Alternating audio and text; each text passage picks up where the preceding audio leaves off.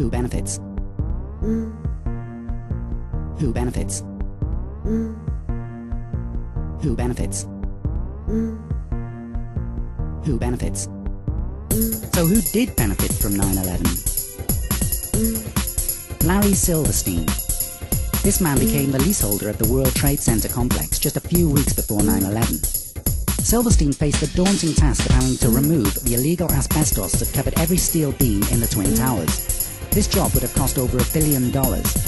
When Silverstein took possession of the World Trade Center complex, he reworked the insurance policy on the complex to specifically cover terrorist attacks.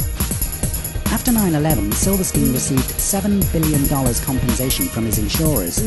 That's a massive profit on his original $15 million investment.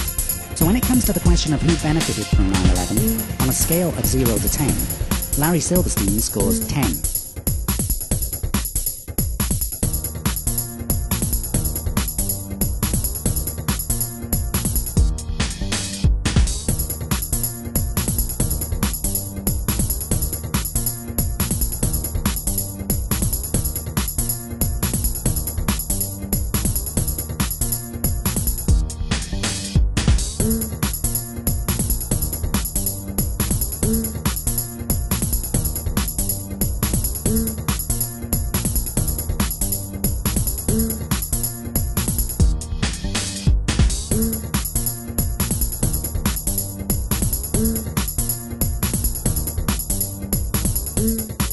The project for the new American century.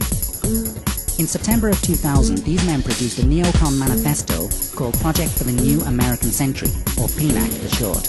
This manifesto detailed their ambitions and intentions for America in the 21st century. It called for the transformation of America into tomorrow's dominant force through permanent military bases in the Middle East. It also wanted to establish America as a global constabulary, unchallenged by the UN and the rest of the world. It also called for regime change in countries like Iraq and Afghanistan.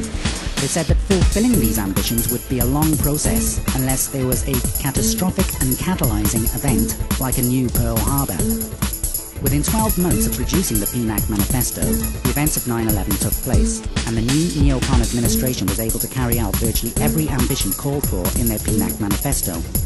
So when it comes to the question of who benefited from 9/11, on a scale of 0 to 10, the PNAC group scores 10. Who benefits? Who benefits? The arms industry. There is nothing better for the arms industry than a war. Since 9/11, billions of dollars worth of missiles and bombs have been used and have to be replaced, and President Bush is asking for and receiving additional defense funds. He is the man to spend those billions of dollars and give them to his friends and business partners who in turn support his political career, not least with money. As part of the Carlyle Group, the Bush family have already gained huge profits from the company's manufacture of weapons and military bases since 9/11. So when it comes to the question of who benefited from 9/11, on a scale of 0 to 10, Bush, Cheney and the arms industry scores 10.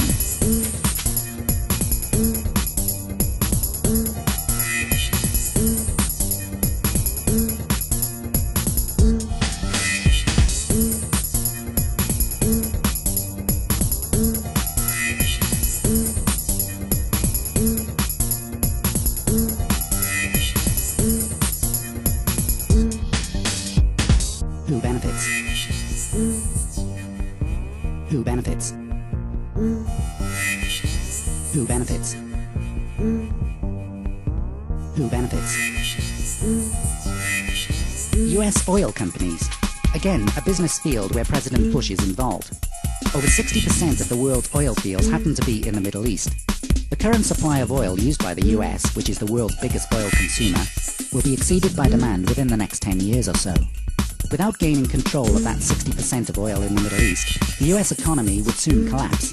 So it is essential for America to gain control of those oil fields in the Middle East as soon as possible. Not just for its own use, but also to control the supply of that oil to other countries such as China, which will soon become the most powerful nation on Earth. Since the 1980s, US oil interests have wanted to build an oil pipeline from the Caspian oil fields down through Afghanistan. They wanted to do this in order to control the supply of oil to countries such as China. However, the Taliban, who occupied Afghanistan at the time, refused to allow the US to build this pipeline. However, just one day after America installed its own government in Afghanistan, the contract was signed to construct the pipeline they desperately wanted. So when it comes to the question of who benefited from 9/11, on a scale of 0 to 10, the American oil companies scored 10. The US government. The terrorist attacks on 9/11 gave the US government the excuse to further pursue its goal of a new world order by means of war. The Patriot Act allows the government to spy on the communications of every citizen. It also allows the sampling of DNA of any person convicted of any crime of violence.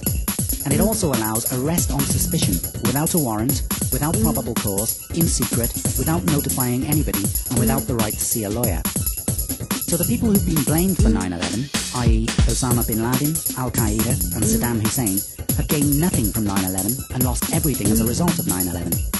Whereas the people who pointed the finger of blame, i.e. Bush, Cheney and the Peanut Group, gained everything they had wanted as a direct result of 9/11. The same is true of the World Trade Center leaseholder, Larry Silverstein, and of course, US oil and arms companies.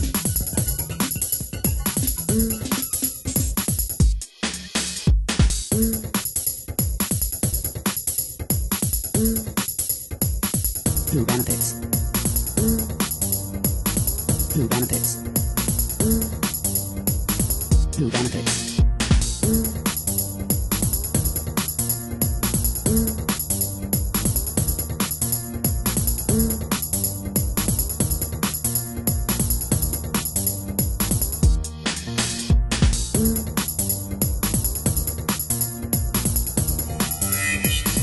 Who benefits?